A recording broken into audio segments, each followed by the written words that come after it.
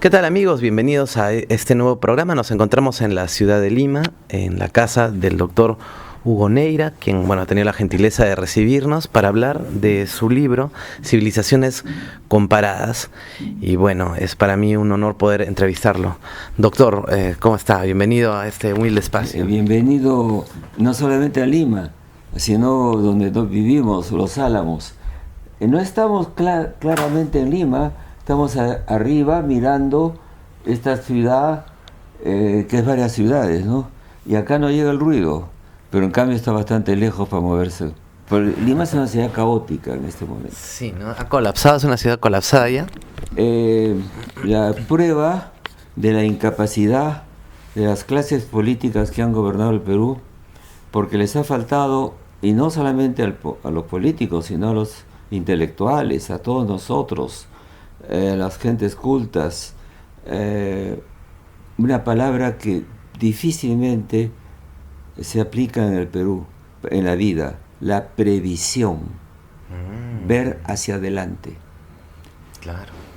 El metro tenía que haber estado comenzando a hacerse en 1950, del siglo pasado. Para los amigos que te van a escuchar, les hago una pregunta.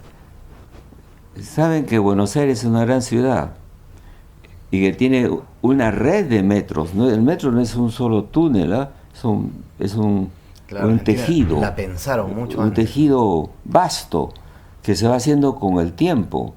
Es el que tiene París, Londres, un ramal, ¿eh? Tú vas con el metro a diversos sitios. ¿Cuándo crees tú que los argentinos en Buenos Aires gozaron ya con el comienzo de tener un metro? Los argentinos tenían metro en el año 1920. ¿A 20 ya? Wow. Cuando Carlos Gardel sale a cantar antes del cine moderno con sonido, en que le ponen la música y canta al lado de una estación de entrada al metro en Buenos Aires. Mi Buenos Aires querido, a la entrada de lo que existe en todas partes del mundo, una entradita con gradas, ¿no? Que acá dice metro y te pone, eso, el año 20. Cuando Leguía no había hecho la avenida Arequipa, que con perdón de Arequipa, mis hermanos son Arequipa, los Rojas Amanés, mi padre era arequipeño. Yo viví un poco en Arequipa de niño. ¿En sí. Miraflores? ¿Por dónde? En el Vallecito. Ah, Vallecito. Sí. Sí, decirte, no me acuerdo, al toque. Viniendo a Purima, mi madre bajó a Arequipa y ahí pues pasé. No me acuerdo de mi infancia de niño en Abancay, porque era muy chiquito, pues quién se acuerda a los 3 años de dónde estuvo. Claro. Pero ya en Arequipa estaba a los 5 o 6, y sí me acuerdo. Sí se acuerda. Al punto de encontrar la casa en que vivía con mis abuelas. Sí, ahí. Entonces, te imaginas, y no por decir mal de Arequipa, la avenida debía llamarse Leguía, le puso eso. Pero como somos tan gratos en el Perú, agradecemos siempre a los presidentes, lo cambiamos por Avenida Arequipa, y Leguía se murió en la prisión diciendo: yo tirano, yo ladrón. ¿A qué presidente le han agradecido algún proceso? O al cual jefe político. Me extraña mucho la ingratitud popular. Me extraña. No la entiendo. Es un tema ya no del orden de las ciencias que me interesan a mí, sino del orden de lo psicótico o lo psicológico. Para decir un hombre que ha producido un gran beneficio a Lima, el Tucán, para no citar a otro que fuera incómodo, ¿no? A Bedoya Reyes, ¿no? Claro. Hizo Sanjón. ¿Estás de acuerdo que es un gran paso, no? Pues, ¿qué sería Lima sin el Sanjón? Claro. Jamás votó Lima por él para ser presidente. Ah, no. ¿Ok?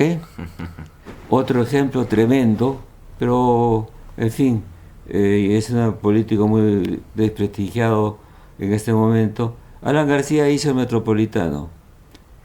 ¿Crees que alguien votó en Lima, de Villa Salvador hasta Lima, en su última elección, que sacó 6,7, siendo Lima la base más grande de votos. Nada. O sea que sobre 100 personas que viajan, el peruano piensa esto: yo trabajo informales, 12 millones de informales. Lo que me debo, porque han progresado, mis respetos, por su propio esfuerzo.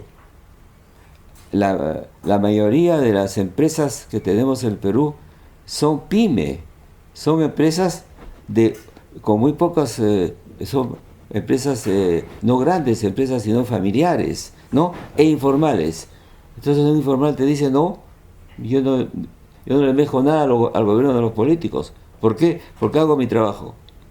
Pero no ven, ni nadie se los dice, que ese trabajo que hace tiene un contexto, un modelo en el cual no se interrumpe el trabajo del informal.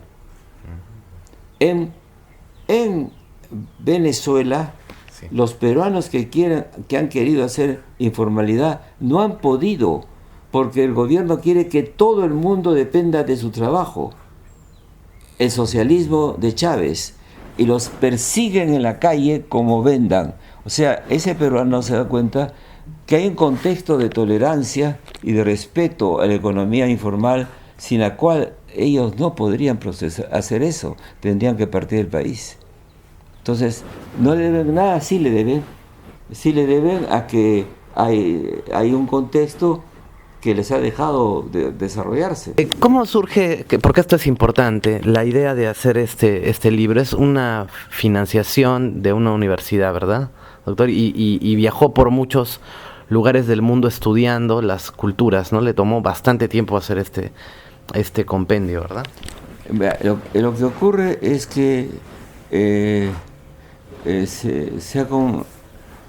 coinciden una suerte de itinerario intelectual, ¿de acuerdo? Con un contexto mundial que afecta también, influye positivamente al mundo académico en general. La persona que me escucha tiene que comprender una cosa. Este razonamiento que va a escuchar en los próximos minutos Rafael no es pues de un universitario peruano, ¿no? No lo digo sin ninguna ofensa. Enseño en 2 universidades en el Perú, mis alumnos me quieren mucho y acá estoy en el Perú. Pero de cierta manera no he dejado de ser parte de la academia mundial, ¿no? Entonces, estas 2 cosas hay que explicarlas. Primero, digamos, he vivido mucho tiempo. Y en un tiempo en que han pasado cambios importantes. Yo no hubiera pensado a los 30 o 40 años que un día me iba a ocupar de civilización o del concepto de nación o de república. No. En ese momento el Negra Juvenil se ocupa de problemas inmediatos al Perú. Mi primer libro fue el libro de Hipólito Unanue, explicarme la transición de los ilustrados peruanos con Hipólito Unanue de la colonia a la república, ¿no? Me interesaba la independencia. Discípulo de Porras, después pronto tenía una preocupación por el tiempo contemporáneo más que por los periodos anteriores. Claro. Y esa formación con Porras es paradójica. Estudiando crónicas con Porras, le hacíamos fichas al maestro que no podía leer los libros porque estaba muy ocupado como senador, y los secretarios que tenía para leer por él eran Mario Vargas Llosa, Pablo Macera, Carlos Araniga, que después heredó la cátedra con toda justicia, porque él sabía de crónicas tanto como Porras. Y no era el campo que le interesaba ni a Mario ni a Macera. Los libros de Macera, que para mí es el más grande historiador en vida en este momento. Saludos, Pablo, ahí está en Chosica, muy molesto con mucha gente, con toda razón, ¿no? Con toda razón, lo han vapuleado, le han hecho un gran daño personal y es injusto. Pero la injusticia es corriente en nuestro país. Y entonces lo que Porras me enseñó era que cada cronista era un ser humano, con opiniones.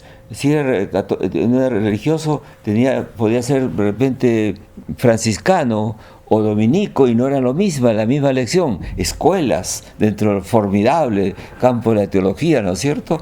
Y si era un funcionario, podía ser favorable a la corona. Y si era un Guamán Poma de Ayala, que le dificultaba escribir en castellano, escribía en parte en quechua, y por último dibujaba, pero estaba tratando de decir lo que él había visto, que no vio Garcilaso, porque él se quedó, él era un ayudante de los curas, y entonces tiene una información formidable a partir de ahí. Y entonces, en ese momento, aplico el método porriano de la subjetividad del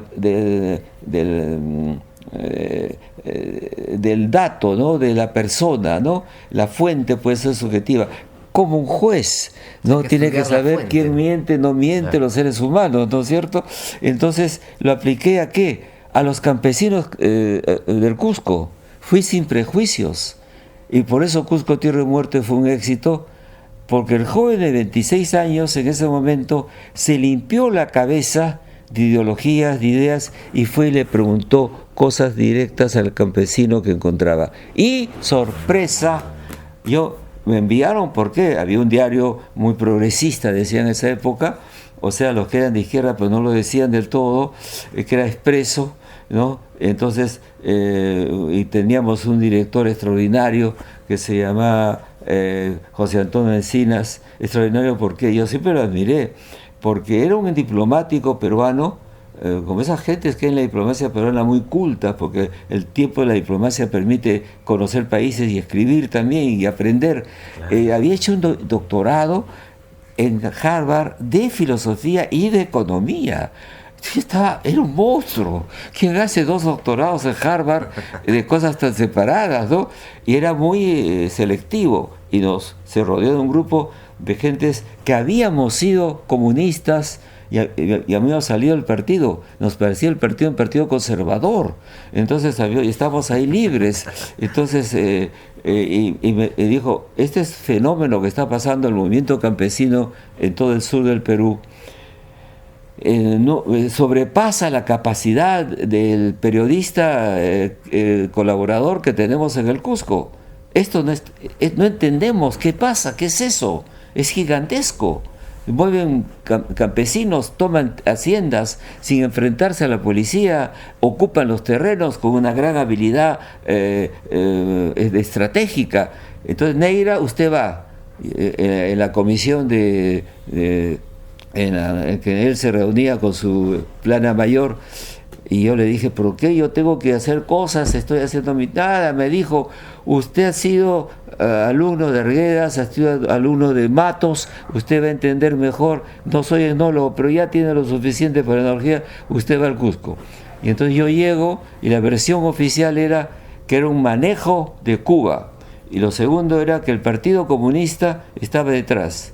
Como había sido comunista y me había ido en puntapié, sin decir nada malo del partido, porque me parecía conservador, pero me había dado una ética, ¿no? Y una conducta y una disciplina. Habrás notado que soy muy disciplinado. Sí. Y entonces le agradecía, era una formación. Es como lo que estudian para ser curas en no sé cuánto Mogrovejo. No son curas, pero les queda algo, ¿no? Les queda una lógica, les queda un sí, pues, yo siempre pienso en los modos de producción, en las clases sociales, no dejo de pensar en eso. Es mi plano, digamos, mi primer piso. Encima vienen los otros pisos institucionales y todo lo demás. Entonces fui pues, y lo primero que me dijeron los comunistas de Cusco, ¿no? Me dijeron, no, Hugo, no es así.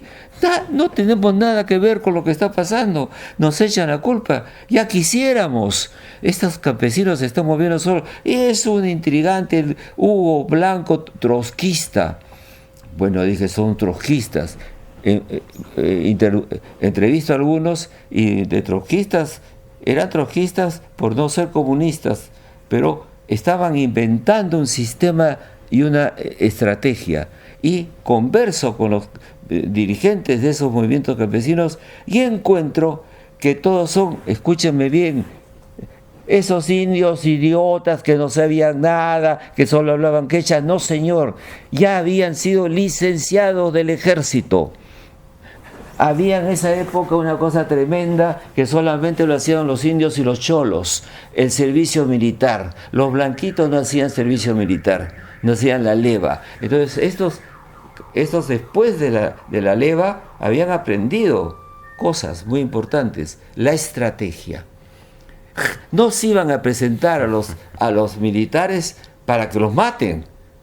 Todos los levantamientos campesinos que el campesino tenía en la memoria habían terminado en un baño de sangre. ¿Por qué? Porque ellos habían matado gente asentados y venía la tropa y los acababa. Esa es la historia del Perú. La terrible historia, sobre todo en Bolivia, en Puno, ¿no?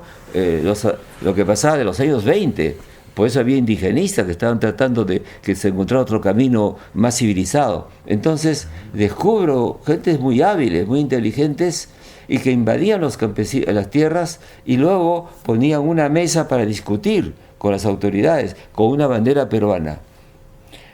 Era otra cosa. Ese es el más grande movimiento. Les digo esto porque en la historia del Perú no lo van a poner. Porque la historia del Perú tiene profesores de izquierda que no les gusta que se diga esto porque quieren ocultar que todo ese fenómeno no vino de las izquierdas, vino de una mala palabra, la peor palabra que le puede caer a la izquierda, a la derecha y a los profesionales de la política, de la espontaneidad del pueblo. Eso es feroz, cuando el pueblo se pone a hacer cosas por su cuenta y no necesita a los políticos. Eso pasó. Entonces los campesinos fueron para mí un fenómeno de autoorganización que he vuelto a encontrar en mi vida con mayo de 68. Mayo de 68 equivale sistemáticamente al fenómeno campesino de los años 60, que cambia este país, por lo que voy a decir inmediatamente. Lo cambia. ¿Por qué? Ese movimiento campesino es novedad, asombro. No estaban nadie preparados para eso. A la guerrilla sí, la aplastaron. Claro, el ejército peruano era capaz de hacer un enfrentamiento, una guerrilla. Error enorme de la guerrilla de mi amigo Béjar, que ha hecho un libro después diciendo nos equivocamos. Y de Hugo Blanco, que además y que se publicaron en Cuba. Béjar es una de las personas más dignas y valiosas que yo he conocido en mi vida. Sí, estuvo en Arequipa.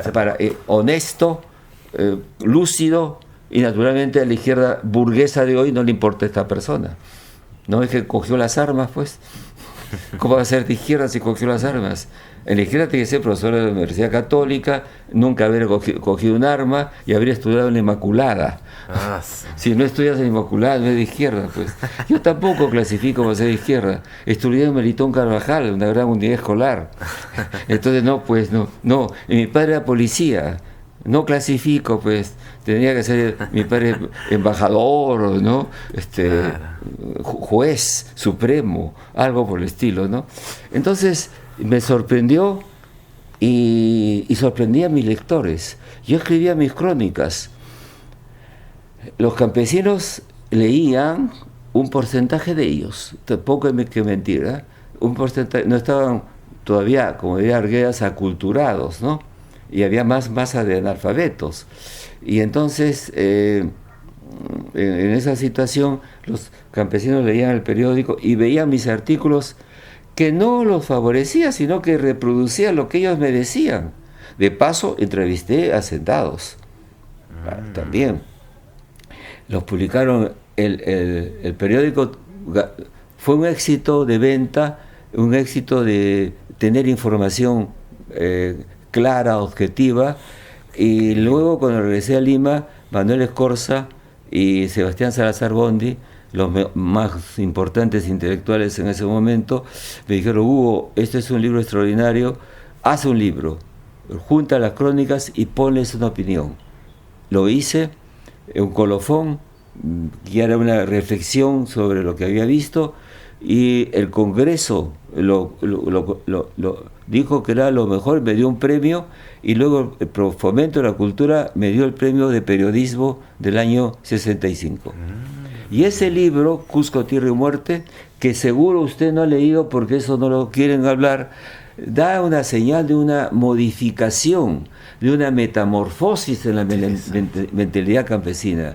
Y algunos de esos personajes se me quedaron en la memoria, en la cabeza, porque ese libro llamó la atención de los franceses. Ya voy explicando por dónde voy mi itinerario, y me invitaron a ir a Europa, a París, a trabajar como investigador. Y me reprocharon que no hubiera hecho ciencias políticas. El profesor francés que pasó por Lima, François Chevalier, me dijo: ¿y por qué no hizo usted ciencias políticas? Le dije: señor, porque no hay ciencias políticas en el Perú. No la había. Comenzó a estudiarse al lado con derecho, y después ahora hasta sobran, hay un montón, ¿no es cierto? Ahora bien, llegué allá y entonces ellos me dijeron que hicieron un diploma de estudios posteriores, que le llaman DA. Entonces, si la aprobaba, me quedaba y me daban un contrato para que estudiara lo que quisiera. Pasé el examen. Yo no había estudiado francés, tuve que estudiarlo a toda velocidad y competir con franceses. Lo pasé y me quedé y estudié ciencias políticas. Y luego, años después, regresé a ciencias sociales. Después de Velasco, a ciencias sociales. Siempre tenía la impresión, ¿por qué? Decirle a las personas que invitas o ves, y a ti, Rafael, ¿por qué? Porque la historia me parecía insuficiente. Me parecía que eran necesarias otras ciencias. Y como se vive más tiempo, y a mí me gusta mucho el estudio, volví. Me iba a ir a México a hacer estudios de antropología. Y en eso surgió la propuesta francesa. Bueno, me fui a Francia. Y entonces, ¿a qué viene esto? En el siglo XX ha habido dos o tres grandes modificaciones en la especie humana. La primera de ellas es que la mujer ha aparecido como un personaje importante. O sea, de alguna manera eso marca los milenios de una civilización patriarcal. Wow. El segundo gran fenómeno es también la prolongación de la vida. Hoy día estamos viviendo 35 años más que en el siglo XIX. Es enorme. Y entonces eso da lugar a que no hagamos estudios una sola vez, no todos. Yo respeto al que va a la universidad, se profesionaliza y se va, está muy bien, pero algunos, visto que vivimos más tiempo en salud, porque no hay que vivir más tiempo pues enfermo, ¿no? Ahora los 60 claro. Y los 70 equivalen a los 40, a los 50 de hace un siglo. Yo tengo 82 años. Y al que me quiera discutir mi estado de salud, le ha puesto una carrera de 50 metros a ver quién llega primero. Es que he hecho toda mi vida, he hecho deportes, y como dejé de ser comunista en lo político, en lo ético, nosotros no éramos senderos que íbamos a matar gente, no. Alfabetizábamos. Hoy tengo pues una vida muy sobria. Yo nunca he sido borracho. Todo el alcohol que he tomado en mi vida cabe en una botella. No fumé. Y entonces ese es un principio, pero no inspirado en una religión, laico, de comportamientos y de conductas. Lo primero es la salud. ¿Por qué? Porque las cosas que me interesaban, pues, era necesario estar sano. No he sido un santo, ¿eh? Me he casado 2 o 3 veces. Y era bastante mujeriego. Pero a las mujeres no les gustan los hombres alcohólicos que apestan. Entonces, a lo que voy es muy sencillo. He ido acumulando conocimientos sin darme cuenta, sin desearlo. Y entonces mis libros son complicados. Son libros en los que hay historia, sí, hay sociología y hay ciencias políticas. Este libro me lo han publicado en Arequipa. Sí, lo vi. Hacia la tercera mitad. Y el editor muy inteligentemente me pidió un ensayo más.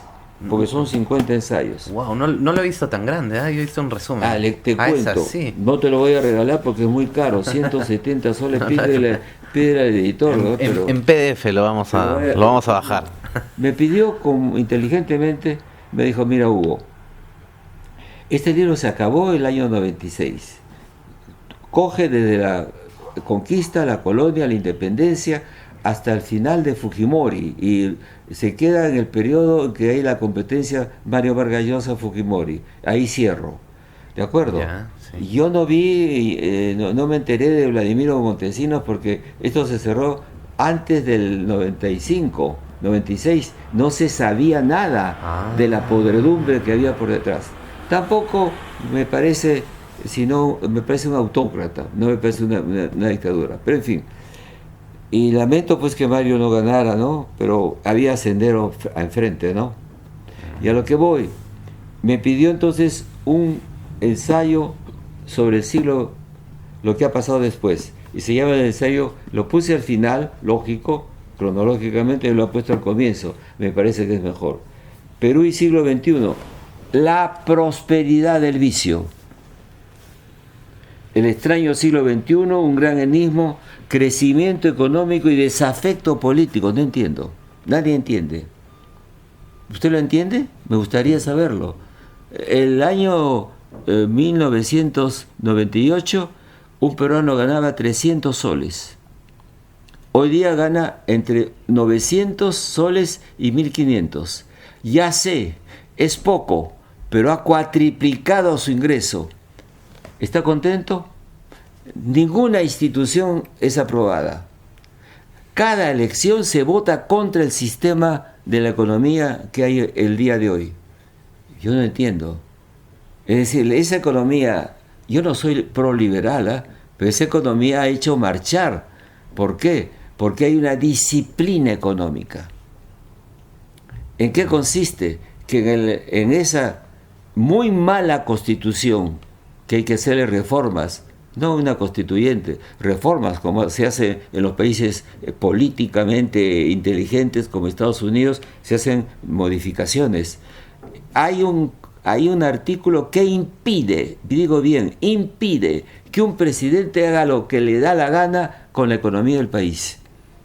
Y entonces han separado la tecnicidad de la economía de lo que puede hacer el presidente en función de su presupuesto, pero no puede hacer regalos como en Venezuela y arruinarse.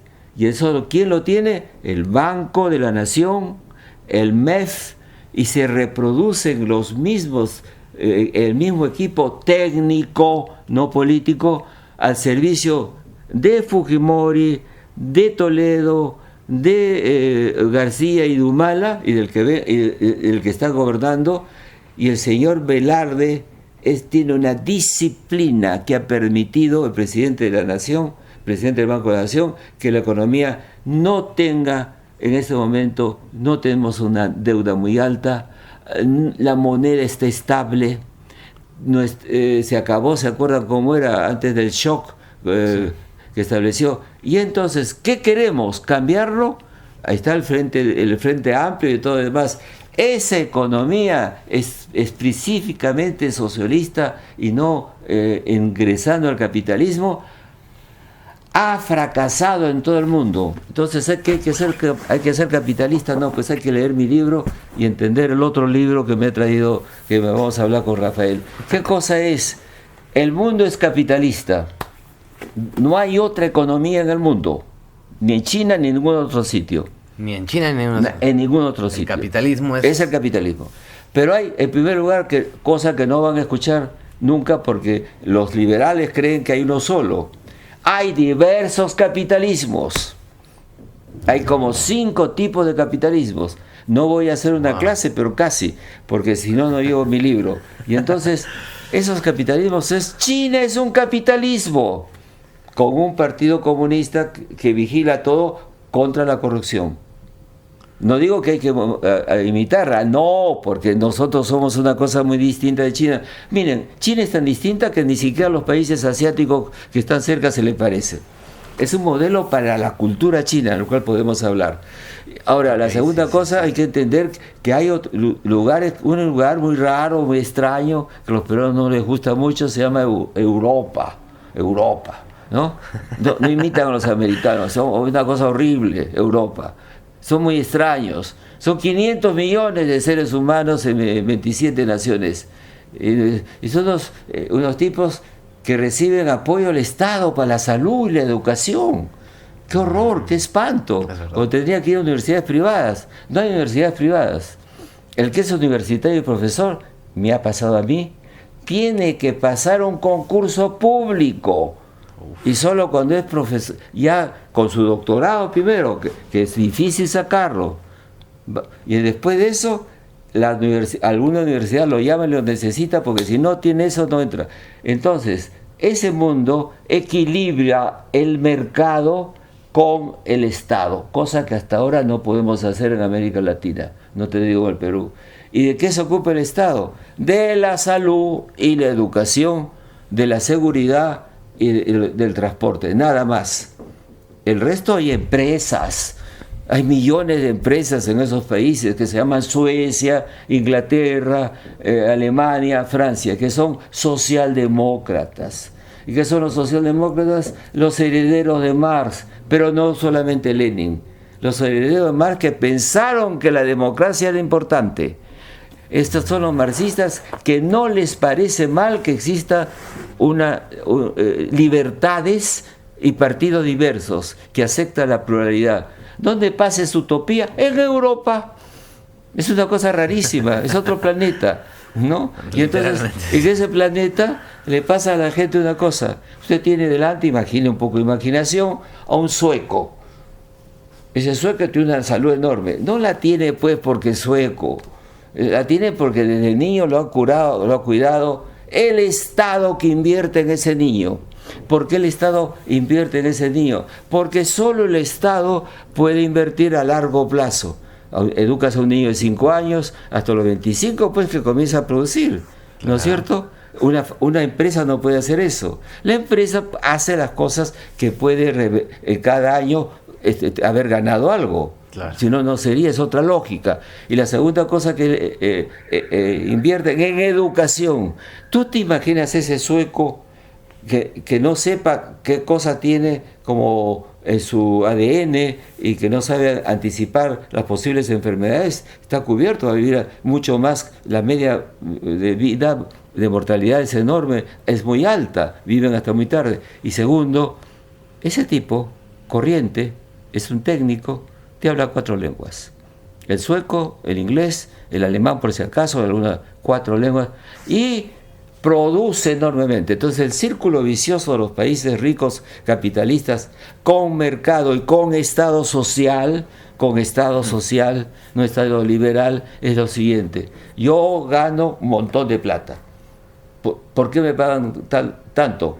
No soy el trabajador precario del Perú, con todos mis respetos. Me pagan bien porque produzco mucho, tengo productividad. Entonces, ¿cómo me pagan? $20,000, ya. ¿Y vive con eso? No, yo vivo con 11,000. ¿Por qué? Los 9,000 se van en impuestos. Wow, también ahí se... Entonces, la lógica, que llegaremos dentro de un siglo a cómo vamos, será gentes bien formadas, ciudadanos que pagan impuestos, sólidos, con educación, productivos de capital, de plusvalía. Si no, ¿por cómo le van a pagar eso? ¿No es cierto? Un buen médico en una clínica tiene que cobrar alto porque trae clientes. Es bueno, pues. Entonces, y a su vez paga impuestos para que los viejitos que como han trabajado estén en su vida tranquilos. Y para que los niños se puedan educar. Y para hacer inversiones sociales en ciencia y en tecnología. Entonces, ¿qué cosa estoy diciendo? Que en este país, como no han viajado y no han estudiado, no saben que el capitalismo es nuevo. Es una cosa nueva que ha aparecido, se ha renovado, se ha modificado, ya no es el capitalismo anterior, hay la mundialización y la ciencia y la técnica están cambiando la vida de todos. ¿En qué estamos en este momento? Hablando de un aparato como este, lo pueden poner en internet, todo eso está cambiando. Y tenemos que dar el salto a la ciencia, al salto a la revolución industrial. No nos dicen en los colegios que en el siglo XIX se durmieron en América Latina y no hicieron la revolución industrial. La revolución industrial no les han dicho nada. Yo a veces he ido a colegios a explicarlo. Es el más grande cambio que ha tenido la humanidad desde el descubrimiento del fuego. Las sociedades industriales produjeron una brutalidad de crecimiento de riqueza, y claro, con una nueva clase explotada que pagaba muy mal, y por eso aparece el marxismo, para el reconocimiento de esa clase social. Pero la revolución industrial no la vimos. Compramos ferrocarriles, compramos aviones y no tuvimos fábricas que produjeran cosas. Ahora, la segunda hornada de gentes que se han sumado a las sociedades modernas han venido tardíamente. Ya no han hecho la revolución industrial. ¿Qué han hecho? La segunda y la tercera. La tercera es la tecnología. La tercera es Internet. ¿Y la cuarta qué es? La cuarta es la biología. La genética, el trabajo con la vida humana. ¿Y qué estamos formando? ¿Químicos? ¿Físicos? No tenemos cientistas. ¿Por qué? Porque van a la gestión y a la empresa. Esa gestión que vende puestos a las universidades es gravísima, porque de aquí a 5 a 8 años habrán máquinas que harán ese trabajo, y quedarán todos esos jóvenes que están creyendo que ya tienen un oficio, no lo van a tener. Eso es tan equívoco como que cuando ya aparecieron los automóviles, los cocheros de Lima, había cocheros pues, criaban caballos, llevaban eso, hubiera una escuela de cocheros. ¿Cómo vas a montar una escuela de cocheros cuando vienen los automóviles que no necesitan caballos? ¿Qué universidad del Perú está calculando qué está pasando en la ciencia y la tecnología para formar científicos de verdad? El científico de verdad no es el que sabe un poquito gestión, por dar un cursito. No, es el que está en un laboratorio. ¿Ok? Sí, doctor. Y yo pensé que yo me iba por las ramas. Entonces, bueno, entonces ¿cómo empezamos? Empezamos por el final. Entonces. Este Neira habla mucho. Es un problema genético. Mi madre era muy locuaz. Entonces, disculpen. Pasó que a la persona que les está hablando viví en una época excepcional, extraordinaria, la aproveché, que consiste que continué estudiando otras ciencias, ¿no es cierto? Uh-huh. Y, como les digo, no les voy a decir que soy único, cuidado. Como el mundo cambió, se ha impuesto la mundialización, ¿no es cierto? Es una visión. Hoy día hay historia universal. Lo están haciendo los británicos. Estamos viendo entonces el conjunto de la humanidad, ¿no es cierto? Claro. Y entonces ahí aparecen temas como qué cosa es la nación, por qué aparece en unos lugares o no, comparativo, mucho comparativismo, no solamente mío, sino gentes que son etnólogos y a la vez son filósofos. Eso no pasaba antes. No pasaba ni cuando yo tenía 50 años.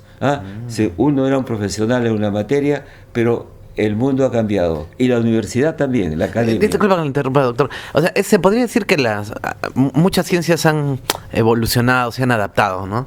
Han cambiado. Por ejemplo, la física, la química. Ahora existe una física físico-química, ¿no? Entre otras, ¿no? Incluso ya, como usted ha comentado, la tecnología. Pero en el caso de la historia, también esta ciencia de alguna manera, no sé, la percepción que tenemos la gente común es como que todas las ciencias han evolucionado menos la historia. En este ejemplo que nos pone, ¿esa sería la evolución, la adaptación de la historia a lo moderno? Sí, no. ¿O es una ciencia inalterable, inamovible? Lo que está ocurriendo es que nos damos cuenta, en general, en las ciencias sociales y políticas, que incluye la historia, las ciencias humanas, que incluye la historia, que el ser humano es mucho más complejo de lo que pensamos. Sobre todo el aporte de la psicología también de Freud, ¿no? Y entonces, y que el individuo, que es el nuevo actor del mundo, no son las masas, es el individuo, también requiere, como diríamos, varios sistemas de análisis, varias aproximaciones que no son solo de una disciplina. Para enfrentar ese punto de vista plural, los americanos tienen un método que consiste en formar un equipo. Entonces juntan un demógrafo, un psicoanalista, un historiador, un sociólogo, un economista. Mi formación es distinta. Los europeos, yo soy un europeo ya, con 30 años de haber vivido en Europa, de haberme graduado 2 veces allá y haber sido profesor. Tengo una cabeza, pero no soy el único, hay brasileños, argentinos, mexicanos también, que no dejamos de ser parte de nuestra nación, porque eso ya es un tema del individuo, de la memoria, de los afectos, ¿no? No se deja, pero somos ya cosmopolitas, pues, a la vez, ¿no? Con una ciencia, como un médico peruano que estudia muy bien fuera y ama a sus paisanos y viene a trabajar al Perú, ¿no es cierto? Pero cuando está pensando teóricamente, está pensando no en una ciencia peruana, en la ciencia. Cuando le examina a usted cómo está en materia de análisis de sangre, no me diga que ese análisis de sangre es universal, ¿ah? Se lo aplica a un japonés también, ¿no es cierto? Es el mismo, ¿no? Bien, entonces, en ese caso, la manera europea es el sociólogo, no es solo sociólogo.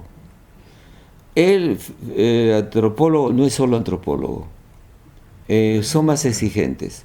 Voy a dar un ejemplo. Vaya. En mi tronco de estudios en la Escuela de Altos, l'École de Haute Étude de Ciencias Sociales, Escuela de Altos Estudios de Ciencias Sociales, que es una gran escuela de ciencias sociales. Fíjense el plural, ciencias sociales. No dice sociología, solo. No dice eso. Ciencias sociales, en plural.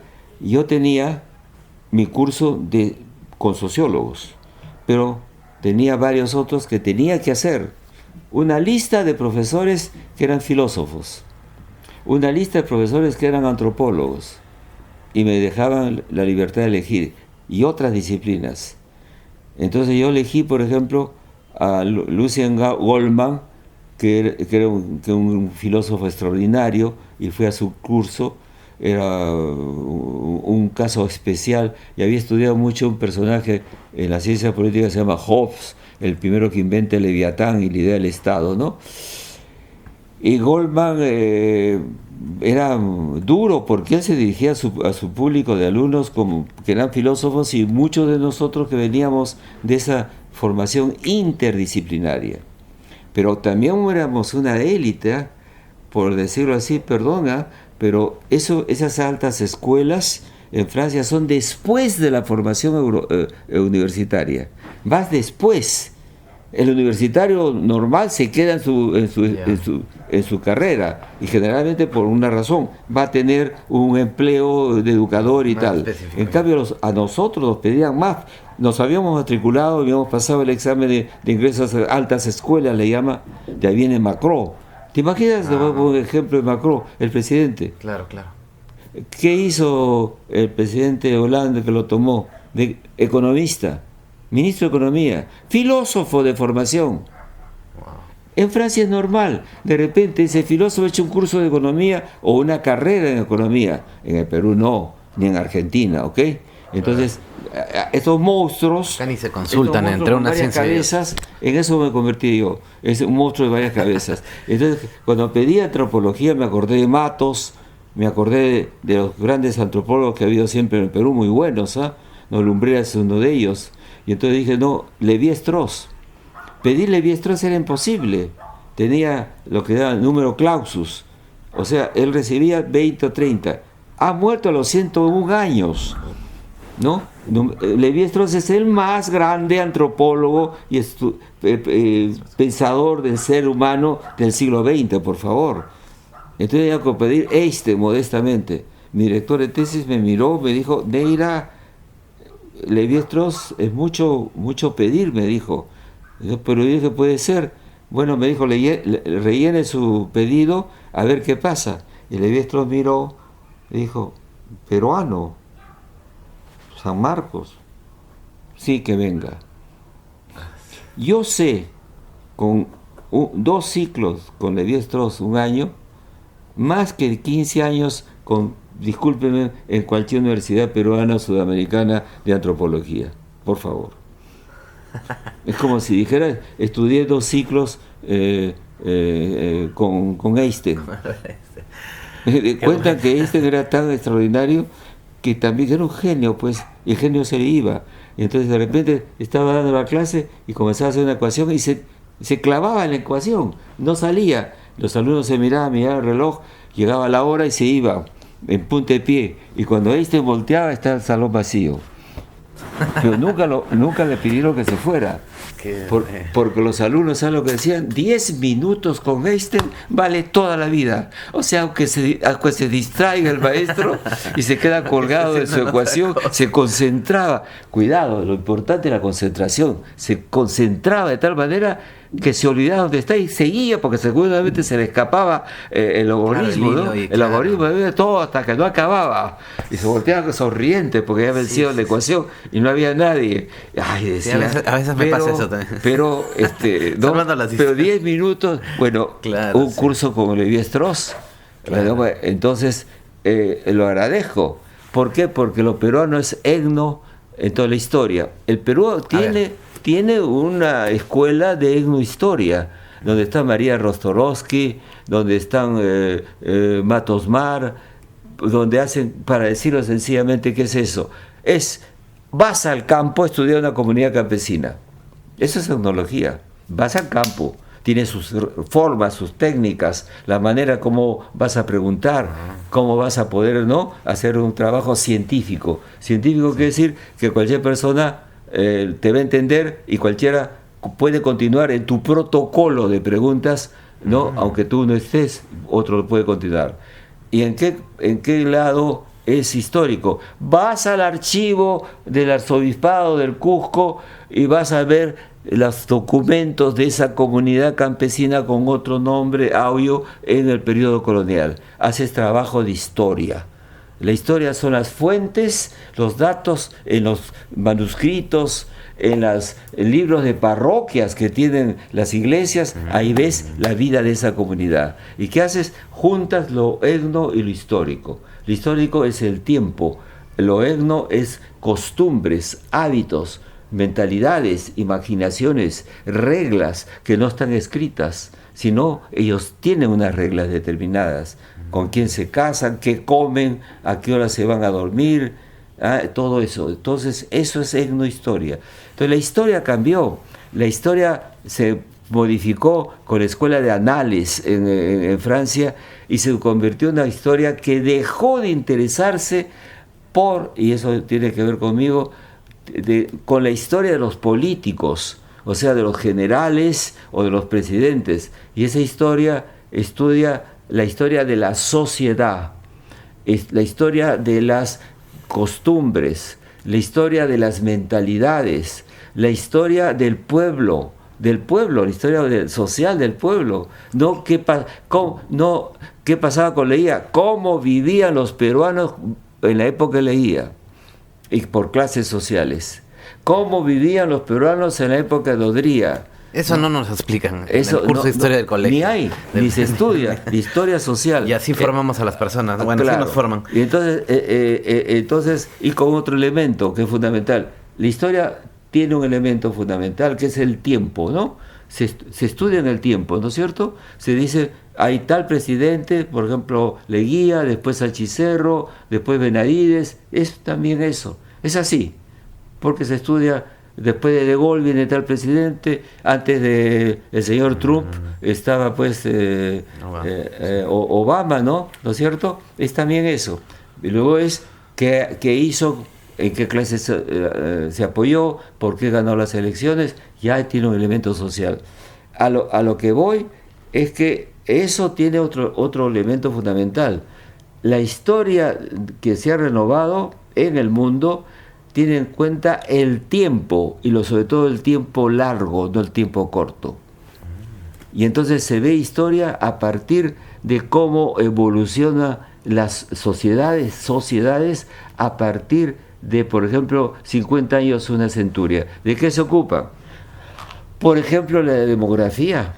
¿Cuánto tiempo les demoró una sociedad como la francesa de pasar de 5 o 8 hijos a 2 o 1?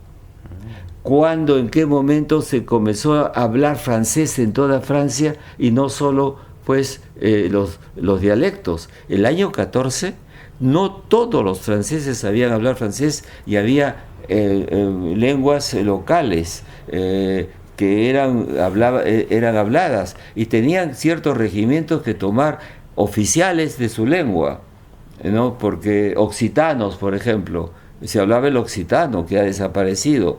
Entonces, ¿cuánto tiempo se demoró? ¿Cuánto tiempo se demoró la sociedad política en darle el voto al ciudadano? En Inglaterra era el voto hasta los 25 años, hacia los años 20, era una persona que tenía una renta, si no, no.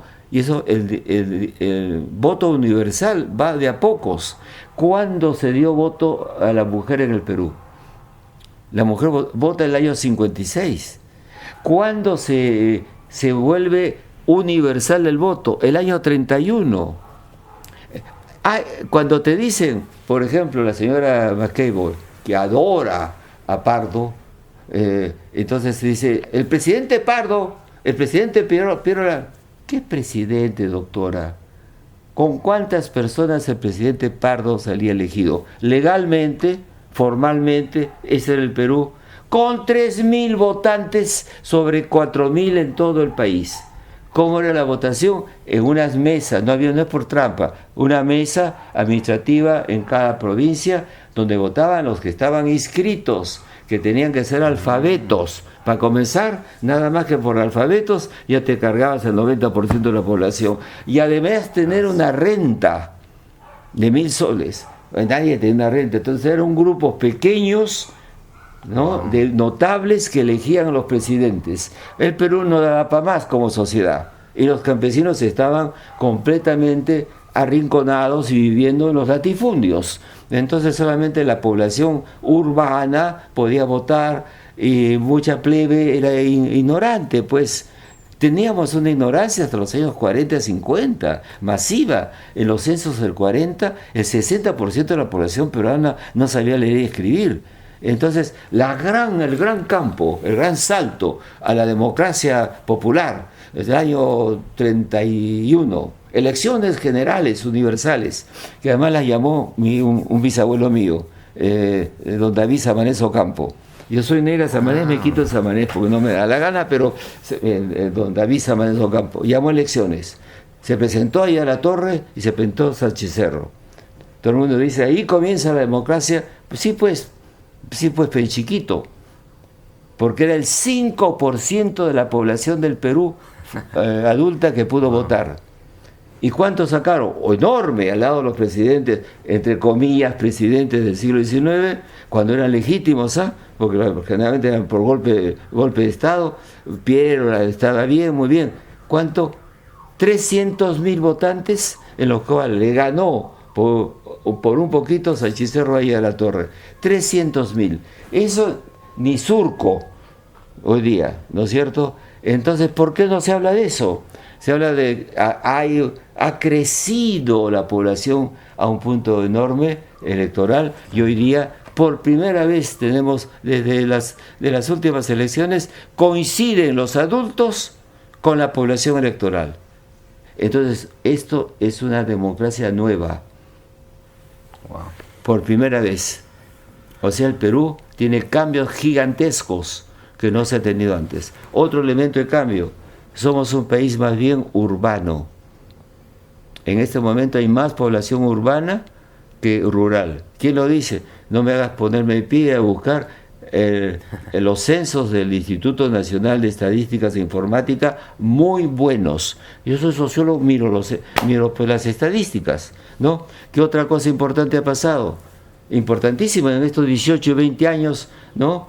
Con una serie de presidentes ladrones. Sí, pues, pero ¿qué ha pasado? Somos hoy día una sociedad costeña.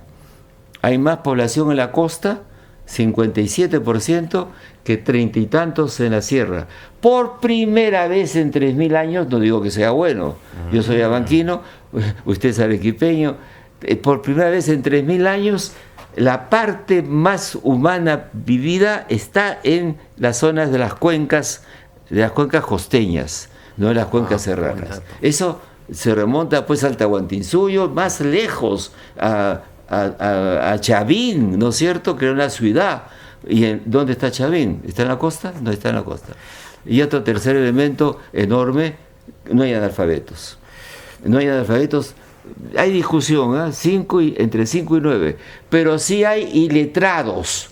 Un montón de gente que en las capas populares no lee un periódico, miran el kiosco, ni leen, simplemente miran los títulos, no leen un libro, el peruano no lee ni un libro al año, y en las clases medias y universitarias, ¿qué hacemos? Tenemos y nos ilustramos con el aparatito así. Yo no digo que está mal, hay que leer, por dos razones. Primero, el saber está en los libros, lo siento muchísimo, se editan libros en todos los países del mundo. ¿Ustedes creen que los americanos o los europeos son idiotas? ¿Que ya no hay libros? ¿Por qué se va al libro? Porque el libro cuesta editarlo. Se compra en internet, yo puedo meter una información sobre qué es el cáncer, yo no sé nada del cáncer. Y ahí usted lo lee y se cree. No, pues, en cambio el libro que trate el cáncer lo va a hacer un médico bueno, excelente, y van las gentes a aprender algo de él. Hay la seguridad de la profesionalidad, así de simple, y de la búsqueda de la verdad. Entonces, mientras usted no lee, le está pasando algo. El ser humano, una de las más grandes conquistas que ha tenido es que el ser humano habla, pero no es suficiente. Hay más de 2.000 lenguas en el planeta. Es su pasaje a la escritura. No todas las civilizaciones pasaron a la escritura, no todas. Y en la escritura, ¿por qué? Porque das un salto más grande, pasas a la inmortalidad. Porque ¿acaso no nos ocupamos de Platón y Aristóteles? ¿Descubrieron el silogismo? Sí.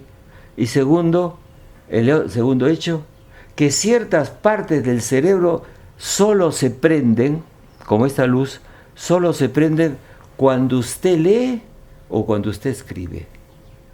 De manera que si usted no escribe y no escribe bien, porque en los colegios no se enseña, o no lee, no está usted siendo un Homo sapiens completo. Se quedó usted en la etapa animal, porque los animales también hacen ruidos y se comunican. También, wow. El que no lee es un animal, un Homo faber interminado. ¿Y por qué hay que tener cultura? Porque la cultura, porque es una teoría de un antropólogo, yo soy muy universitario, pongo comillas y citas hasta cuando converso. Sí. Gers se llama, sí, Gers, sí. Acá hay bastante. Este antropólogo dice, ¿por qué el ser humano tiene que tener cultura? Porque el ser humano deliberadamente por la naturaleza, y si usted es creyente, dirá, por Dios, porque no lo niego, ¿quién soy yo? Puede ser, que haya una fuerza providencial en el cosmos, puede ser. Viene el ser humano, el niño, el bebé incompleto, porque lo va a terminar haciendo humano la cultura en la que va a vivir.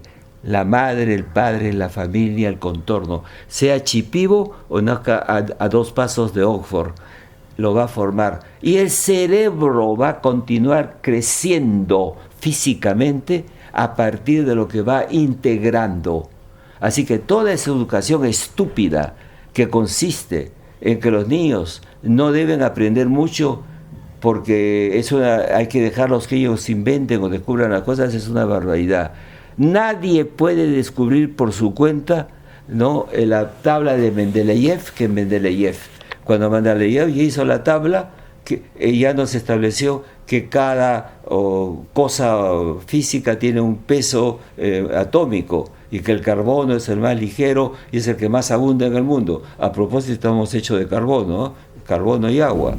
Y un poco de hierro, dicen como un par de clavos, por ejemplo. Nada, no damos más en el hierro. Y entonces el ser humano se forma con la cultura. El niño tiene un crecimiento intelectual difícil, pero claro, más largo. El niño chimpancé es más rápido, más vivo, ya llegó a ser chimpancé, pero se adelantó la adolescencia. A los 4 o 5 años tiene ya capacidades sexuales, el niño no. Entonces, deliberadamente nos demoran el lado chimpancé que tenemos. Somos un chimpancé que sigue creciendo, y entonces dejamos de ser chimpancé y el niño lo supera porque sigue aprendiendo. Entonces, cada niño que le dé una educación de la historia del ser humano, de su país, de las matemáticas, de la biología, están creciendo con sus 4, 6, 8 años, sumado a 3.000 años de conocimiento del ser humano. La escuela es donde se va a ser adulto de 15 años más mis 3.000 años. Porque ya entendí qué pasó con los griegos, que sé que son los romanos, que era el imperio inca, que era el imperio azteca, claro. Ya sé que es matemáticas, las matemáticas nacieron con los griegos, pero tienen muy poco que ver con las matemáticas del día de hoy. Entonces, nace usted rico de ser humano. Entonces, eso es la educación, el complemento que nos hace humanos, y entonces funcionan esas dos alas en el cerebro, que no estoy jugando, ¿eh? Hagan internet, los americanos lo han hecho, han puesto aparatitos en la cabeza, han hecho que una persona escriba, han hecho que una persona hable y una persona lea, ¿no? Se prende en diferentes áreas. ¿Saben qué? Como si fuera un edificio, se prende una sala distinta. Por acá. Sí, pues. Se estimula. Ya, pero hay unas que no se prenden nunca, pues. Hay unas que no se prenden. Que no se prenden. Eso es de lo que no leen. Lo de lo que no leen. Claro. Entonces no aprendes a razonar, no aprendes a pensar, no aprendes a ser libre, a saber decir, no estoy de acuerdo, no me convence. Es que lo dicen, se tragan todo lo que dicen las redes y se tragan todo lo que son los titulares de los periódicos. Los manipulan con las emociones. El ser humano tiene emociones, las buenas. Uno ama a sus padres, al esposo, a la esposa, a los hijos, a los amigos. ¿Cómo voy a estar en contra de las emociones? Pero no solamente las emociones, ¿ah? Uno tiene que razonar. Razonar se aprende, no es espontáneo. No es espontáneo. Si tú le quitas, se han hecho experimentos, sobre todo en la época de la Ilustración en Europa, a niños que había muchos lobos. Niños que los lobos, no se sabe por qué razón, secuestraban y los tenían como cachorros, y los recuperaron, y ahí se escribieron libros sobre ellos. Esos hombres lobos, esos niños lobos, nunca lograron hablar bien, nunca pudieron caminar de pie, saltaban. Así, si usted quiere quedarse saltando así, como un lobo, y aullando, bueno, pues no lea, es muy simple. Doctor, y justo esa era la primera pregunta, ya la respondió, porque la primera pregunta era, pero no, ya no me la responda para poder seguir avanzando. Sí. Era esa, ¿en qué momento el hombre dejó de ser un animal, no? Esa era mi primera pregunta. Bueno, sí, más o menos.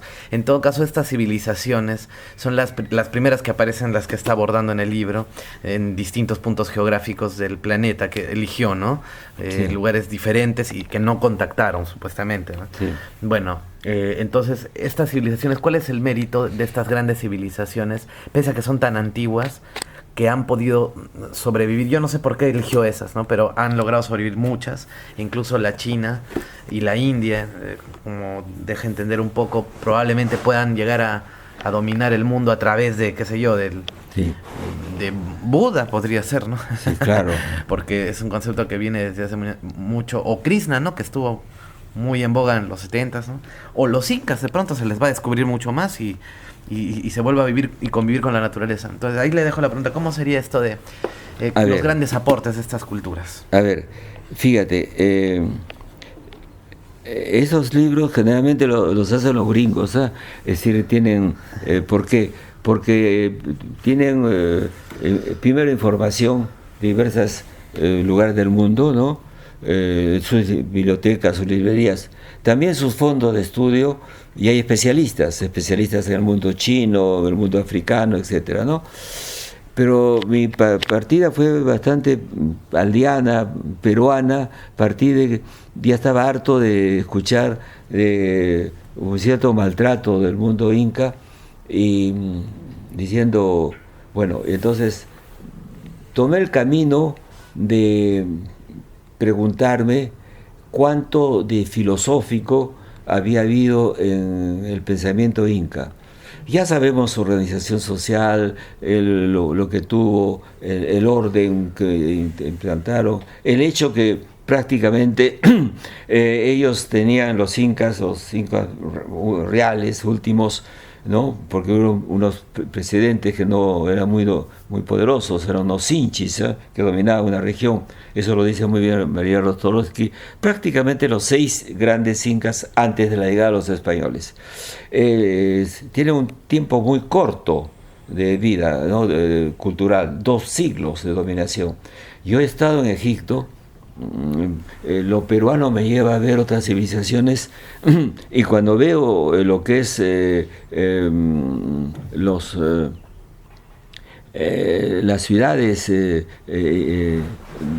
las continuidad de pirámides que existen en Egipto, uno se da cuenta que es una civilización, la egipcia, que vivió pues 3000 años. Entonces, piensa usted en la acumulación de conocimientos durante todo ese tiempo.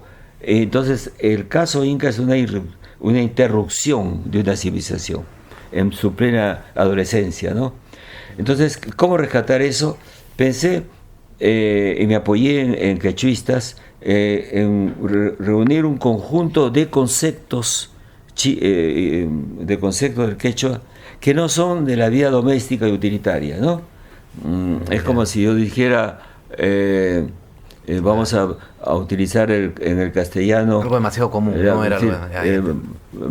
vas a ir, el verbo ir, ¿no? Y de repente el concepto de conciencia en castellano, ¿ah? ¿Qué cosa quiere decir conciencia? O lo que llamaba Ortega Set, que inventaba conceptos todo el tiempo como buen filósofo, conceptos castellanos. Uno de ellos es la vivencia, que es un concepto del vivir, porque es un filósofo de la preocupación por la vida. Entonces, ya la vivencia es más complejo, ¿no? Es no solamente estar vivo, los sentimientos, las emociones, etcétera, y es un concepto. Entonces, yo reuní unos cuantos conceptos, para que me entiendan. Por ejemplo, Pachacútec, con C al final, esa persona, y Pachacuti, con I en castellano, es el fenómeno, el terremoto, el cambio, la revolución, la modificación inesperada, un meteorito sobre la Tierra, un gran fenómeno climático, es un Pachacuti. Ya no es un asunto para la vida cotidiana, rural, de trabajo, ¿no? No. Es un gran concepto. Es un concepto abstracto. Y entonces hay otros más. Los separé, los estudié en quechua, claro. Los traduje y me volteé a la otra civilización, los náhuatl mexicanos, influidos por los mayas, conceptos de los mexicanos, ¿no es cierto? Algunos de ellos son absolutamente sorprendentes, porque cuando comienzas a leer los conceptos aztecas, a ver si lo tengo acá, comencé con los pensamientos. Por ejemplo, la idea, ahí está. Una huaca no es solamente una iglesia, un lugar, es un lugar de la potencia. ¿Qué es potencia? Ya vas a explicaciones de orden filosófica, metafísica, ¿no es cierto? Entonces, el Kamaj es el alma cristiano, lo que anima a las cosas. en lo que mueve el universo, lo que mueve el individuo, el kamaj. Entonces eso no es una palabra corriente para la vida cotidiana. Entonces encuentro la Pacarina, el lugar de donde nace la comunidad. Cataclismo vendría a ser Pachacuti, ¿no? Los españoles fueron Pachacuti, un cataclismo, ¿no es cierto? Y luego aparece un concepto en la lengua de los aztecas que tenían libros, habían pasado al libro, un poco más, y los incas pasan al libro, pero ellos tenían la contabilidad, el quipu, ¿no es cierto? Entonces tonali es el destino, el alma, el calor. Fíjense, 3 usos, calor, que es concepto de energía, de la física. Los aztecas, entonces, tonali, el destino, en todo el sentido de la palabra, la persona tiene un destino, es un concepto teológico. Podríamos conversar con Cipriani y con cualquier religioso del tema de qué es el destino de Jesús, el destino nuestro, que Dios ya sabe que va a pasar, nosotros no, el destino. Y eso, entonces, los comparé. Terminé y me dije, después de tener esos conceptos, dije, ¿cómo ellos lo aplicaron a la sociedad? Ahí ya salió el sociólogo. ¿Qué sociedad dio esto como resultado? Un Tíbet en los Andes, el Inca, un ser sagrado. El Inca no era un rey más, era un hijo del sol sagrado. Era una religión con una teocracia. Se respetaba al Inca como respetaríamos a un santo, ¿no? A un santo guerrero. Y aparece entonces el Estado Inca, un Estado, no un Estado, quiere decir una organización social racional y admitida, donde hay gobernantes y gobernados, y leyes y reglas. Y una de ellas es tomada de la antropología, el don. El don es un concepto antropológico. Gracias a Dios había estudiado con Levi-Strauss. Hay un don entre el que daba el Estado Inca a las comunidades campesinas, los auyus, y los auyus le daban algo como contraparte. Pregúntese, amigo, qué es lo que, si sabe usted la historia del Perú, qué contraparte tenía. 1/3 de sus ganancias físico en especies, en animales o en frutas o alimentos, iban para el Estado. 1/3. Que alimentaba el clero, los religiosos, los dirigentes y a los incas, que eran 6.000 incas, que era la nobleza, ellos. ¿Qué le daba el Estado? ¿Qué nos da hoy día una sociedad moderna? Policía,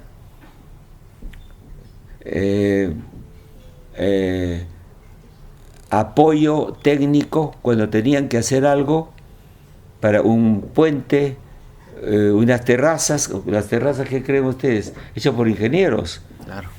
¿Con quién? Amautas. ¿De dónde salían? ¿Del pequeño pueblo? No, pues los mandaba el Estado. Entonces el Estado les daba seguridad frente al otro auyo. Prohibidísimo guerrear entre auyos. Arriba, así como acá, había un cuartel inca mirando para que no se peleara. Era la paz romana, la paz inca. A la prepo, con ley. ¿Cómo se van a enfrentar? Entonces, ¿qué funcionaba? Funcionaba la racionalidad inca. Eran racionales. Me molesta mucho cuando comienzan con los mitos, los dioses, y los vuelven una especie de curas, y hay un montón de peruanos jóvenes que dicen, los incas no pueden haber movido estas piedras del Sacsayhuamán, tenía una brujería. Eso, si usted piensa eso, es usted un reaccionario. Porque ¿sabe usted por qué? Porque esto viene de la gente que dice, estos cholos descendientes de los incas eran unos indios brutos, ¿cómo se les iba a ocurrir esto? Esto lo hicieron los marcianos. ¿no? Estos son unos brujos que sabían y volaba la piedra por encima. No, eran racionales, eran ingenieros y eran gentes que tenían un problema y lo resolvieron. Yo he estado en China en la época de Mao y que he visto, me trataron muy bien, excesivamente bien. Pedí viajar por China y me permitieron viajar. No estaba permitido, ¿eh? A los peruanos que estaban ahí los tenían con pasaporte para la ciudad, no podían salir. Y cuando yo volví, yo y mi amigo Raúl Vargas, pregúntele, la colonia peruana, que era numerosa en ese momento ahí, trabajando en muchas cosas buenas, me preguntaron cómo es China, porque no los habían dejado pasar, a nosotros sí. Y entonces tenía mucha simpatía Velasco, lo siento mucho. Entonces el caso es que yo he llegado y que me he visto, les juro por mi madre, como se dice, ¿no? Andenes en China, andenes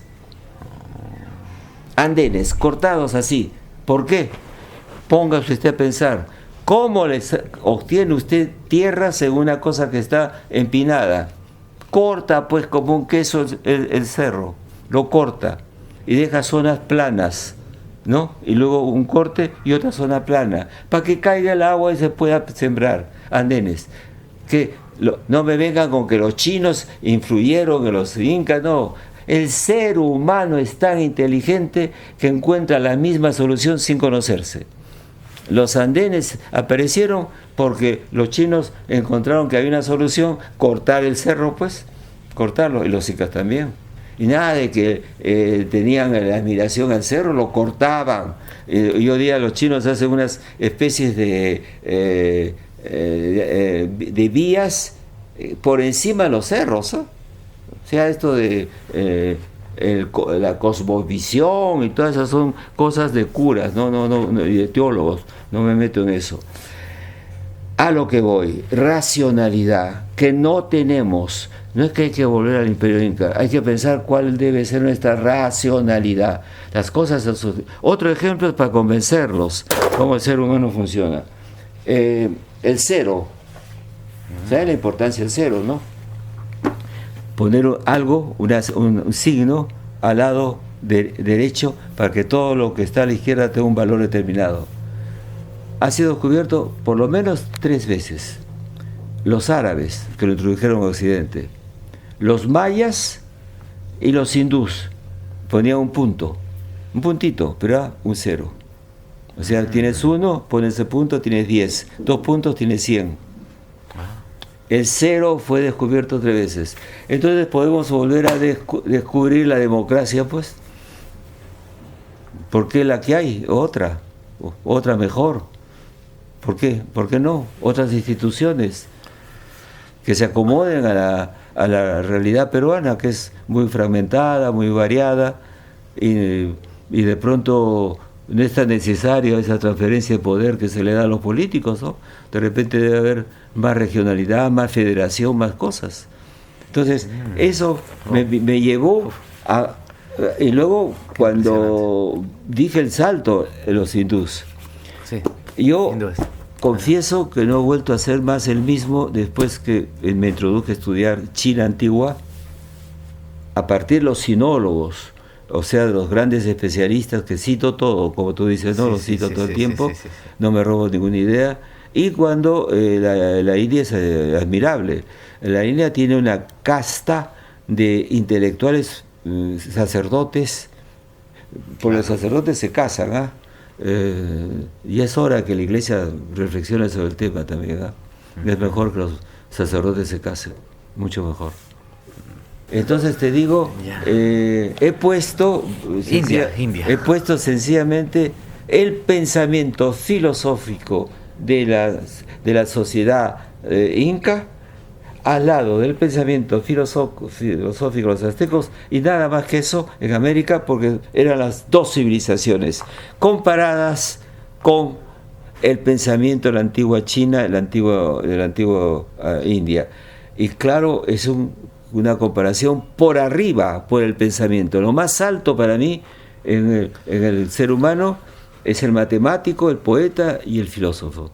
Después venimos nosotros en dos tribus, los literatos, que son extraordinarios, y los científicos sociales y políticos, ¿no? Una cosa no quita la otra, ¿no? Víctor Hugo es una cosa, Dumas es una maravilla, pero Dumas era un reaccionario. Los tres mosqueteros eran unos nobles que se batían con los oficiales del Estado, eran unos nobles resentidos. Entonces yo me tragué esa, porque Dumas era partidario de la monarquía en pleno siglo XIX, donde ya no la había. Era un reaccionario maravilloso. Pocos son personajes. ¿Se les puede perdonar que sean reaccionarios? Sí, pues no tienen por qué ser santos, ¿no? Increíble. No me refiero a nadie en particular. Sí, ya sabemos ya. Un gran hipócrita, ¿no? Es que dejan de invitarme, entonces, ¿no? Bueno, entonces a eso voy. Y ¿saben una cosa? Me divierto mucho haciéndolo. Me encuentro ante dificultades enormes, pero son cosas. Eso no significa que me ocupe el Perú. Me ocupo. Sale un libro que es el segundo tomo de esto, El mundo mesoamericano y el mundo andino. Este fue la comparación entre México y Perú, pero me costó mucho trabajo, desde las civilizaciones de ambos, que está acá, el virreinato de ambos y además el siglo de la independencia. No pude más, fui a ver a mi rector y le dije a mi rector, es mucho, son dos monstruos, dos enormes, no se les puede, no alcanzo. Me dijo, tienes razón. Lo partí, se quedó en independencia, y el segundo tomo es siglo XIX mexicano y siglo XIX peruano. ¡Wow! Ellos tienen... Ese ya salió. Ya se terminó. Imprimiéndose. El siglo XIX, los mexicanos tienen, le toman un liberal, Juárez, se mete con la iglesia y con los bienes que tenía. ¿Tú te imaginas eso en el siglo XIX peruano? Tuvieron liberales muy radicales. Luego, el siglo XX, tienen la Revolución Mexicana, que cambió todo, y el PRI, un partido que hizo Estado, identidad y modernidad. Bueno, y entonces yo lo comparo al siglo XX, siglo XIX peruano. Estoy deslumbrado por la importancia de Piérola y de Santa Cruz y Ramón Castilla. Estoy admirado. Y luego, no hicimos una sola revolución. La única revolución que había sido por arriba. Ahí sí nos lleva México ventaja, se podría decir, ¿no es cierto? México y Perú los comparo, y entonces con capítulos muy duros, porque por ejemplo en algunos de ellos me dedico a los últimos años. En este capítulo, ¿cómo le llama? Outsider. Hemos tenido, por no insultarlos, no faltarles ese respeto, a la excepción que tenía experiencia política, Paniagua y García, los demás han sido improvisados. Presidentes improvisados, que lo llama outsider, fuera de. Y llegaron sin partido, no entendieron nada que es política, no lo tuvieron, ahí están los resultados. Todos hemos creído en ellos, hemos votado, miren el resultado. Y la segunda cosa es este periodo, economía y política en Perú, o cuando Dios y el diablo se dan apoyo. Es un texto muy crítico, porque estoy muy preocupado cómo está la entrada del Perú al siglo XX, al siglo XXI, buscando a la sociedad peruana.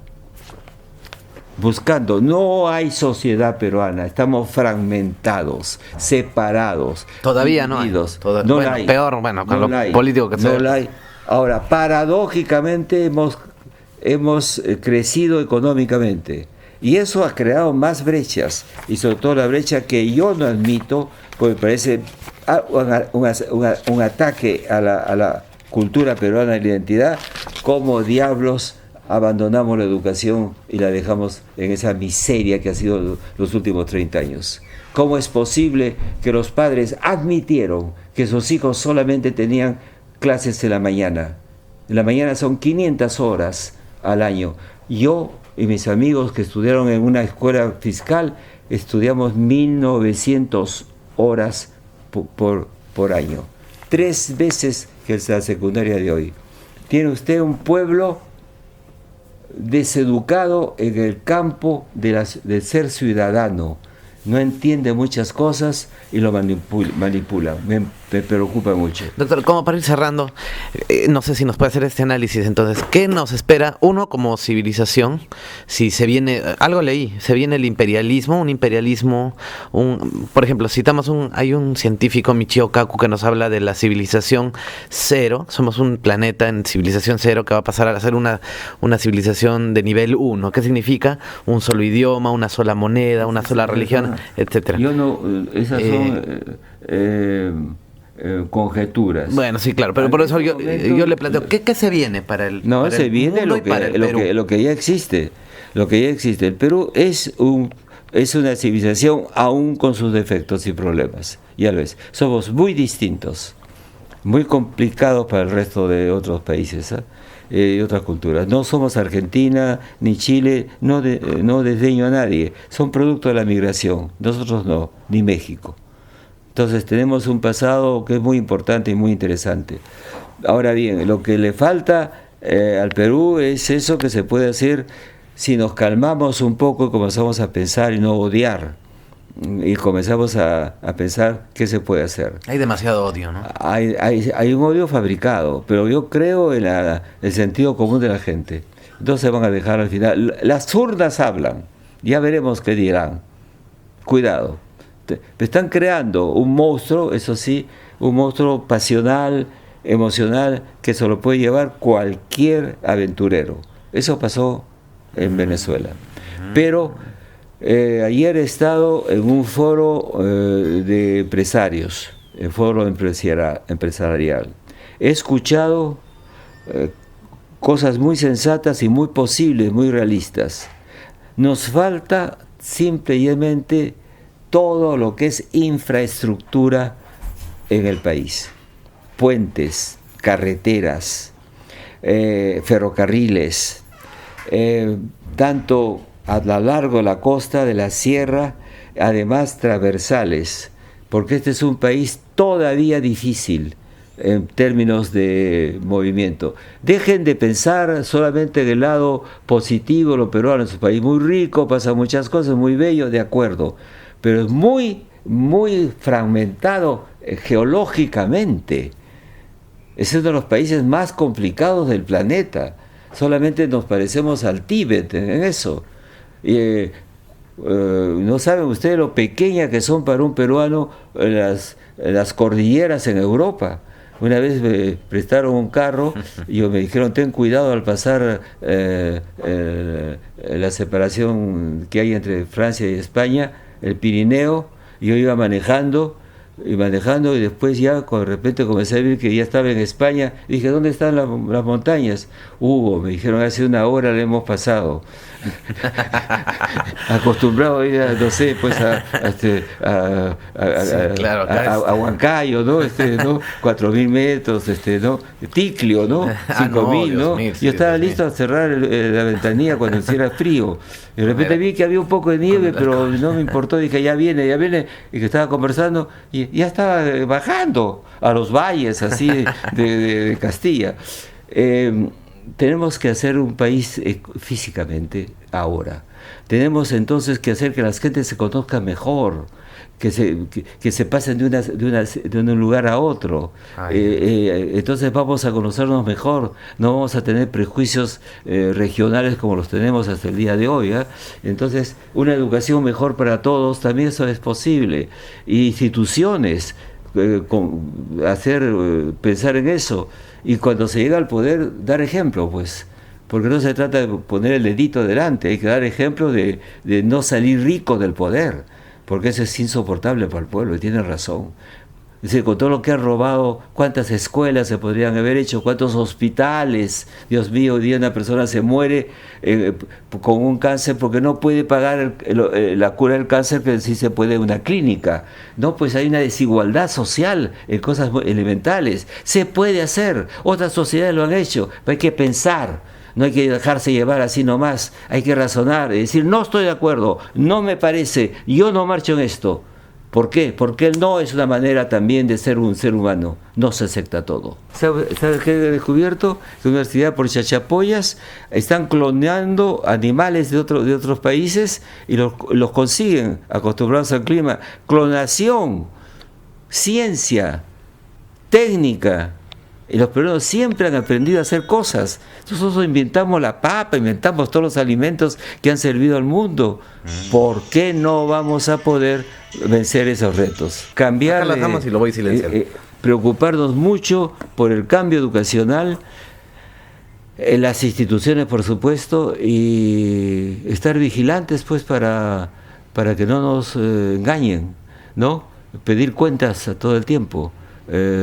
¿Cómo se llama? Rendimiento de cuentas, esas cosas. Tener comités de personas sencillas que por azar se salgan fijar y vayan a las instituciones a ver cómo van las cosas. Cosas así. Se hacen en otros países. El jurado en Estados Unidos es un jurado siempre elegido al azar. Sí. Y el pueblo decide, ¿eh? No necesitan ser juristas para darse cuenta quién mató a quién, ¿no? Entonces, ¿por qué grupos cerrados? Detesto los grupos cerrados, no me gustan. Esas camarillas que se forman, todo para adentro. Yo soy un plebeyo, crecí en Lince, en un barrio popular, me eduqué en la educación popular del Estado y eso produce gente como yo. Han castrado esa educación para que no salgan gente rebeldes o revolucionarias, deliberadamente. Han hecho que los jóvenes no se interesen por las humanidades. Yo soy un fanático de la ciencia. Acá están mis libros sobre ciencia. Y un día de estos escribo un libro que se llama ¿Qué ciencia? Pero yo creo en la literatura, creo en la historia, creo en que tenemos que aprender para no repetir los mismos errores. Perdimos la guerra con Chile porque no supimos seguir lo que dijo Ramón Castilla. Cuando, no tengo nada contra Chile, es un país que está en nuestra vecindad y es un reto en materia de qué avanzados están en muchas cosas, ¿no? Por ejemplo, la tolerancia política. Al día siguiente que salió Piñera, fue a tomar desayuno a la señora Bachelet.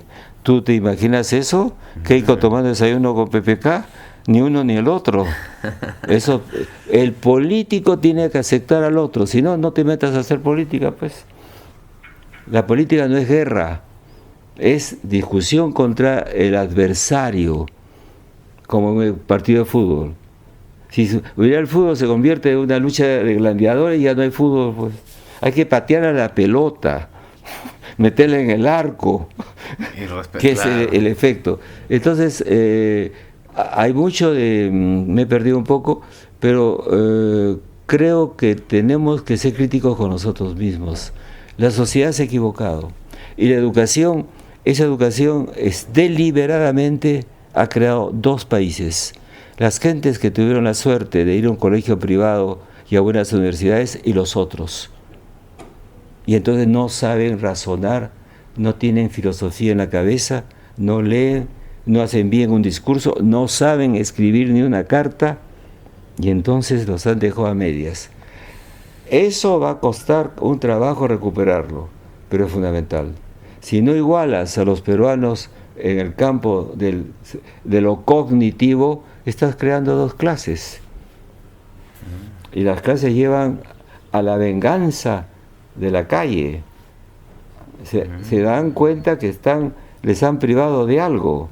Les han quitado un ojo o un pulmón. ¿En nombre de qué? Yo corro riesgos. Vivimos una época en que callar o hablar es un riesgo. Es un concepto de un filósofo que lo perseguía. Entonces, Erasmo decía eso. Porque ¿cuál era el peligro? Católicos y protestantes, ¿no? Hoy no se pelean, pero en ese momento era guerras y no se inclinaban ni uno por el otro, lo cual irritaba a los dos. Entonces Erasmo decía, hay épocas en que callar o hablar es peligroso. Pero yo no tengo, en primer lugar, tienen que saberlo, ninguna proyección política. No tengo ganas de tener ningún cargo. Por lo tanto, no me estoy marketeando. Segundo, trato de decir las verdades. Y tercero, no camino para nadie. Yo voy por mi cuenta. Entonces, intento comprender la realidad y aunque no me guste tengo que decir cómo es, pues, ¿no? Entonces, ¿para qué seríamos sociólogos si estaríamos aplaudiendo, pues, ¿no? No soy cortesano.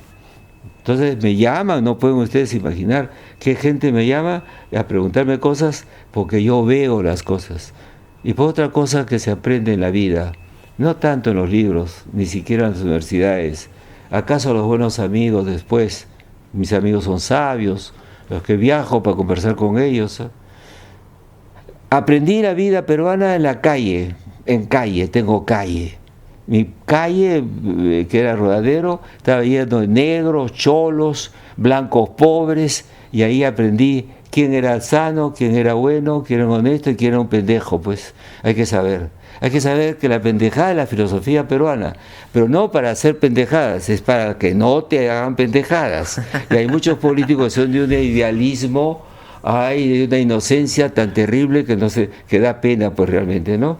No voy a poner los nombres, pero no es la política para los ángeles, ni para los santos, es para los guerreros astutos que se den cuenta cuando los están fregando. Sobre todo a un político en el cargo que tenga, debe tener el Perú una cosa muy buena, bien, la oreja, no ser sordo. ¿Sabes por qué? Pues si no, no escucha el cuchillo, pues que está funcionando, ¿no? El cuchillo no, el serrucho. Okay. Si no se sienta, el ministro está en peligro. Entonces no es un buen ministro, pues, si lo está echándole serrucho el viceministro, pues. ¿Crees que eso no pasa? Eso pasa. Es en los primeros argumentos de Maquiavelo le dice al príncipe, de ninguna razón, el angelismo. ¿Cómo me va a hacer eso? ¿A qué venía lo de Chile? Cuando Chile compre una fragata militar, el Perú debe comprar 2. Lo debes decir. Hoy el rival peligrosísimo con soldados en la frontera es Brasil. Brasil es una sociedad que quiere ser imperial. Y por eso usó el presidente Lula, un gran presidente para Brasil, terrible para nosotros, a Odebrecht para que comprara las clases políticas perversas y podridas que había en estos países. ¿Sabes lo que ha dicho en un momento Odebrecht? Ha dicho, nosotros no inventamos la corrupción, y eran bastante corrompidos. Esa es una manera de dominar. Los americanos tienen otra, pero la dominación se hace cuando compras la clase política. Los de arriba. Y si se dejan comprar, peor, pues, ¿no? ¿No? Ahí está. Eso ha sido ¿Quién es más culpable, ¿no? Bueno, todos los que se dejaron comprar, los que iniciaron. Odebrecht ha hecho una maniobra. Ya no se hace imperio con tanques y con barcos, ya no, pues tomas, inviertes, te introduces. Se está introduciendo de una manera mucho más sana China en África. Y por eso te digo que el mundo de hoy es un mundo complejo de enfrentamientos de civilizaciones, la europea, la china, la americana, que es muy distinta a la europea, la América Latina, que no terminamos, pero el pacto del Atlántico, del Pacífico ha sido uno de los mejores, y luego no nos olvidamos, las religiones, el Islam es poderosísimo. Por poco tienen tantos islámicos como católicos, cristianos, sumando protestantes, y se dirigen a las capas populares. Y tienen sistemas económicos de ayuda que se tienen entre ellos. Yo he estado un tiempo, por esos malditos franceses me obligaron a hacer una tesis más antes de la tesis, y tuve que ir a un país a hacer la tesis, una tesina anterior, y entonces elegí Egipto, y no he escrito nada sobre Egipto, pero elegí Egipto y estudié Nasser. Ya no estaba Nasser, pero la importancia del ejército para la construcción de la nación egipcia. Y ahí descubrí el islamismo, ¿no? Entonces me quedé admirado porque de lo que eran socialmente y crecieron después. Entonces ahí hay un problema.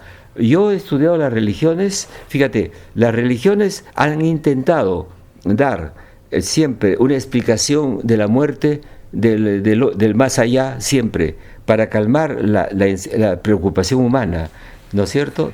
Y siempre ha habido una gran civilización a base de una gran religión. Tú mencionaste Buda, es cierto, no es pensable un código de ética, de comportamiento. Y entonces el ser humano, en el lado de lo no trascendente, de lo inmanente, ha pensado desde la política, desde los griegos, y luego, muy tardíamente en el siglo XIX, las ciencias sociales. Entonces hay dos elementos que intervienen en lo que podría ser el comportamiento civilizado del ser humano: sus religiones y sus pensamientos sociales y filosóficos, para tener una ética. Entonces, y un entendimiento de las cosas. ¿Por qué pasan las crisis económicas? ¿Por qué hay guerras?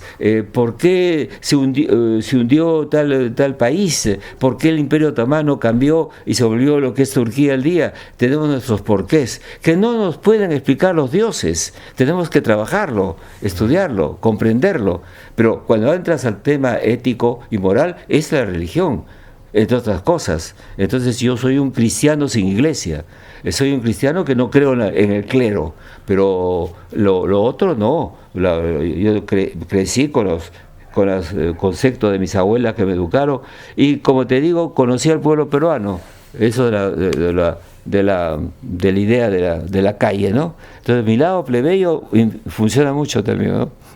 Con malas palabras, estas cosas. Sí. Digo, pero yo voy a hacer un día un estudio sobre la pendejada como concepto, ¿eh? Es muy interesante, ¿no? Como Sofocleto ya también. Bueno, pero hay, ¿tú crees que no han habido? En España ha habido un estudio sobre la cojudez. Depende en qué país se utiliza el término, ¿no? Para la cojudez hay una cura que es muy buena, la anticojudina. Es muy buena. Tomas eso y ya no te crees nada de lo que dicen los periódicos. Vamos a tomar, seguro tiene por ahí que nos preste un poco.